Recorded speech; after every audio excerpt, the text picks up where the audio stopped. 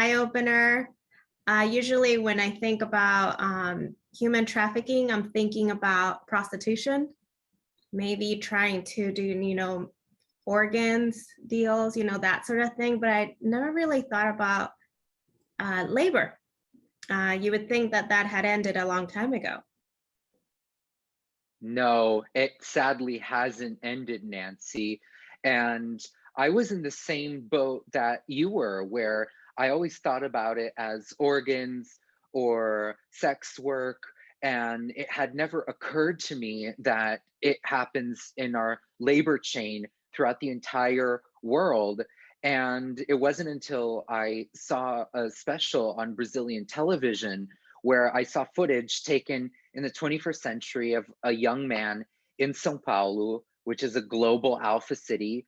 And here he was in a factory and he was literally chained and forced to work. And that really disturbed me. But when I see things that disturb me or bother me, I actually tend not to look away. I prefer to face them. And so I looked at it head on and I really dug in with a lot of research. I started reading everything I could get my hands on. I spoke with a journalist who's dedicated his career to covering the topic. And then most importantly, through a friend of mine who had partnered with the UN and Brazil's Department of Labor, I took part of a research project where I shadowed her for a week when she interviewed over 60 survivors of modern day enslavement and human trafficking. And we're talking about just a very diverse array of people from all sorts of different backgrounds. There were sex workers, there were many trans women, and there were also a lot of people who had worked in sweatshops or in factories who, if they were immigrants, had their passports taken from them. There are also people who were not immigrants, who came from low-income communities, and they were forced to work for no pay, or they were tricked into thinking they had all of these debts, and therefore they would work for free perpetually. And that's when I really knew I had to make the film, because I was so blown away by their strength and their resilience to tell their stories and to want to make a change and raise awareness. So I felt that for my part as a filmmaker, hopefully I could take everything I'd learned and transmit that through the film somehow. Well, I am glad you're not looking away. You're doing the opposite of what most of us do. Rodrigo, you get to play Mr. Luca. And I was actually, I was watching this film, I was ironing and putting buttons for my boyfriend's clothes. And he was like, Mr. Luca, if you finish, you'll be able to eat. And it was like, oh, the sound of that in real life must be brutal. Yeah. It is brutal. It's brutal to know that Luca is also a survivor. You know, he's a product of an extremely unequal and exclusionary system. But yes, he's clearly representing the oppressor in the film. But he's also very aware of the terrible things that he does. It's a conscious choice to do that, because he has his reasons, and he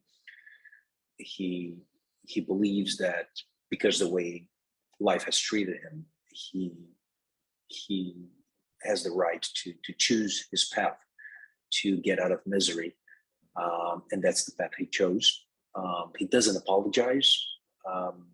This is a character, a person that doesn't have redemption, but at the same time, it's a human being. And what we try to do was to paint a human portrait and to just give more complexity and humanize the what we call the villain. But it's tough. It was painful to play him. It was painful to just to be in character. But even more painful to know that all that was real, that we were doing a film based on real life and real events. So it was a big learning experience for all of us. But I can see it for myself. One thing that really inspires me about Rodrigo's performance is that he not once does he judge the character. that character could have been a stereotypical villain, but he made that character a real person. And so I think we have conflicting feelings about him throughout. And I think that just goes to show to his strengths and instincts as an actor. It's his dedication to transform himself, not just physically with the weight loss and the chain smoking and his physicality and everything, but also the emotional side of the character. That transformation, I think, requires a lot of bravery to take something on like that. That is correct. I was going to say that in the middle of it, it seems like I'm kind of torn. I don't like him, but then you start seeing behind him, his story as a child, what made him want to step up and join this ugly world for survival, for the mom, to be able to provide and be the man of the household. Well, I guess that's great, because that just means that you understand where he comes from. You don't have to like him. You can judge him. You don't have to agree with anything.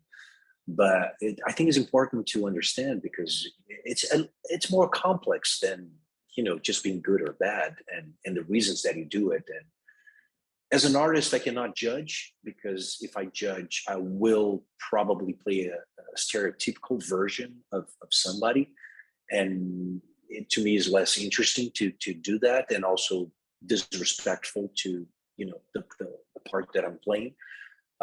So that's a good thing that you felt that way. That it shouldn't be just one thing. That's the main thing.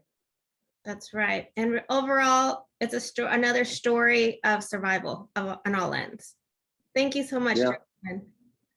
Thank you, Nancy. You guys take care. You too. Thanks, Nancy.